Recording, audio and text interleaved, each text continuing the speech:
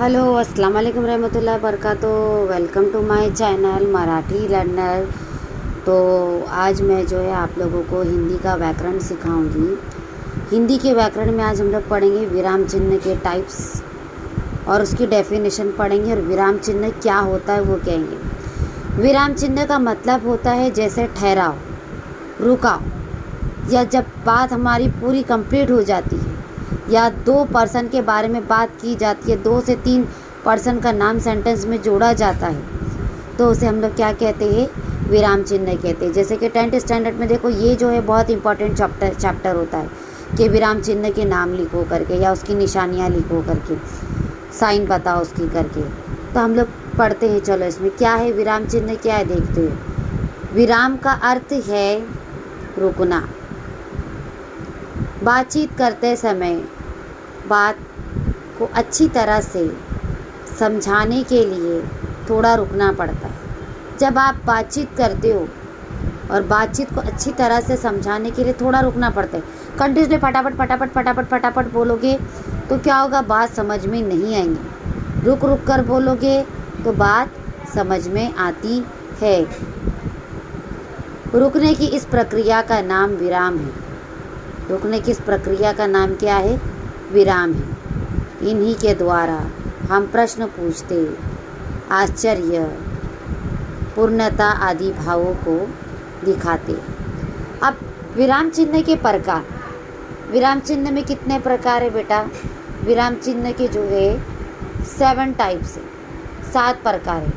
एक होता है पूर्ण विराम, जिसे हम लोग बोलते हैं फुल स्टॉप। ये कब यूज़ होता है, जब सेंटेंस हमारा पूरा हो जाता है मीनिंग के साथ में। दूसरा है अल्प विराम, जहाँ पे कॉलम लगाया जाता है, ठीक है। तीसरा है प्रश्नवाचक, क्वेश्चन मार्क। चौथा है विस्मयादिबोधक यानी एक्सट्रीमिटी, ताज्जुब। दूसरा है विराम यानी सेमी कॉलन। उद्गारण चिन्ह यानी इन्वर्टेड कॉमा।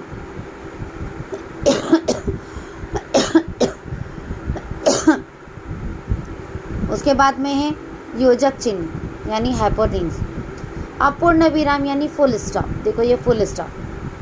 हिंदी के फुल स्टॉप में और मराठी के फुल स्टॉप में फ़र्क होता है। हिंदी का फुल स्टॉप ऐसा होता है, मराठी का जैसा इंग्लिश का होता है ना, डॉट लगाते हैं, तो ये वैसा होता है। वाक्य पूरा होने पर आखिर में इसे लगाते हैं। वाक्य जब कंप्लीट होता है तो लास्ट में से लगाया जाता है। अल्प विराम यानी कॉमा, वाक्य में जहाँ थोड़ी देर रुकना हो वहाँ अल्प विराम लगाते हैं। अब जैसे मैं, सुषमा, शोभा, रेहाना, रुक रही ना मैं नाम के साथ में, यहाँ पे क्या रहा, कॉमा आ रहा है। बाजार गए थे, तो ये क्या है, अल्प विराम है। प्रश्नवाचक चिन्ह, इंटरोगेटिव साइन। तुम कहाँ गए थे, तुम क्या कर रहे हो, तुमने खाना खाया क्या, तुम कहाँ से आए हो, तुम्हारा नाम क्या है ना।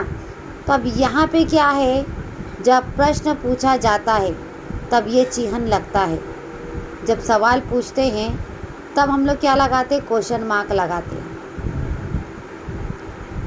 फिर उसके बाद में विस्मयादिबोधक साइन, साइन ऑफ एक्सप्लेनेशन, ठीक है, जिसमें आप लोग खुशी, अरे वाह, क्रोध, घृणा आदि भाव का प्रकट करने के लिए उस शब्द के अंत में ये चिन्ह लगता है।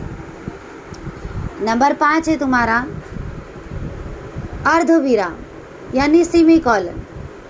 जब अल्प विराम से थोड़ा कम रुकने के कारण रुकने की ज़रूरत हो, थोड़ा कम रुकते, इसमें ज़्यादा नहीं रुकते, इसको सेमी कॉलम बोलते हैं, तब ये क्या होता है, ये चिन्ह लगाया जाता है। उदाहरण चिन्ह, इन्वर्टेड कॉमा। इसका प्रयोग किसी व्यक्ति के द्वारा कही गई बातों के लिए होता है। किसी व्यक्ति के ज़रिए जो बात हम कहते हैं उसके लिए हम लोग इन्वर्टेड कॉमा लगाते हैं। इन्वर्टेड कॉमा ओपन और इन्वर्टेड कॉमा क्लोज। योजक चिन्ह, हाइपन, 2 शब्दों के बीच में इनका उपयोग होता है। उदाहरण के लिए पाप पुण्य, माता पिता, हानि लाभ, ठीक हो, है ना, खुशी गम। आप देखो नीचे क्या दिए हुए, नीचे दिए हुए विराम चिन्हों के नाम लिखिए, ऐसा सवाल आ सकता है। ये साइन अब तुमको समझ में, विराम चिन्ह क्या है? पूर्ण विराम है, फुल स्टॉप है। ये वाला अल्प विराम है, ये वाला प्रश्नवाचक है, ये वाला विस्मयादि बोधक है, ये वाला अर्ध विराम है, ये वाला उदाहरण चिन्ह है, और ये वाला जो है योजक चिन्ह है। ठीक है, यह आपका हुआ है। आई होप आपको जो है मेरा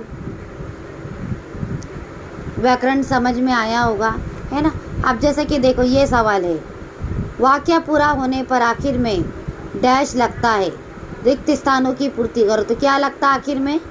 पूर्ण विराम लगता है। वाक्य कंप्लीट हुआ ना, तो क्या लगता है इसके अंदर? पूर्ण विराम लगता है।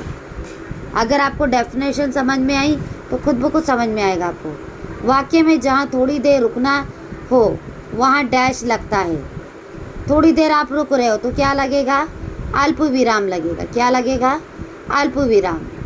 प्रश्न पूछने के लिए डैश लगता है। प्रश्नवाचक। खुशी क्रोध घृणा आदि भावों के लिए डैश लगता है। विस्मयादि बोधक। आई होप आपको आज मेरी वीडियो समझ में आई होंगी। मेरी वीडियो को पूरी तरह देखिए। अगर मेरी वीडियो आपको समझ में आई है तो उसे लाइक भी कीजिए, सब्सक्राइब भी कीजिए, शेयर भी कीजिए और दूसरों को भी लाइक सब्सक्राइब करने के लिए कहे। देखिए आप लोगों के एक लाइक सब्सक्राइब से किसी स्टूडेंट की एजुकेशन में बड़ी हेल्प होगी। तो इसलिए प्लीज़ आप लोग लाइक सब्सक्राइब करना ना भूलें। मेरी वीडियो को आखिर तक देखें। और जो मेरे सब्सक्राइबर है, जो मेरे व्यूवर है, तो प्लीज़ कमेंट बॉक्स में मुझे मैसेज करके बताइए कि इसमें मुझे और क्या करना चाहिए और क्या अच्छा करना चाहिए इसमें। ठीक है, आप लोग मुझे बता सकते हो। आप लोग जो है अपनी राय मुझे दे सकते हो। तो कल इंशाल्लाह ताला मंडे इंशाल्लाह ताला मैं नई वीडियो के साथ मिलूँगी। तब तक के लिए अल्लाह हाफिज़, टेक केयर।